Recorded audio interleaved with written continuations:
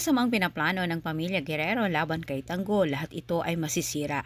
Hindi dahil sa Red Phoenix kundi kay Pilar. Nag-alala itong si Pilar para sa kaligtasan ni Olivia. Sa kasamang palad, hindi naman matawagan ni Pilar itong si Olivia kaya't si Julio ang kanyang pinunteriya. Sinabi ni Pilar ang masamang binabalak ng mga Guerrero laban kay Tanggol. Sinisigurado ni Roberto na hindi sila paghinalaan na sila ang nasa likod sa pagtangka sa buhay ni Tanggol, kaya't sila ay nakipagsabayan sa rally ni Tanggol. Kampante naman itong si Lucio na magawa nila ng kumpleto ang unang misyon nila sa mga Guerrero.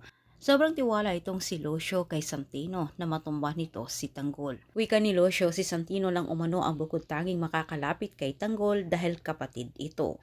Abot langit ang tuwa ni Tanggol dahil nakita nito na buo ang suporta ng mga tao para sa kanya.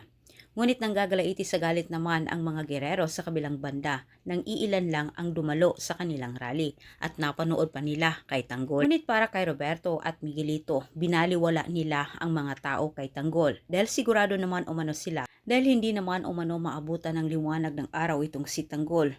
Tsugi na umano ito. Ngunit nagtataka naman itong si Gustavo dahil hindi naman sumama itong si Pilar sa kanila. Hindi nila batid na itong si Pilar ay gumagawa din ng hakbang para mailigtas ang kanyang anak. Pinakalat nila Tanggol ang kanyang mga tauhan at mga kaibigan para masiguro nila ang kanilang kaligtasan.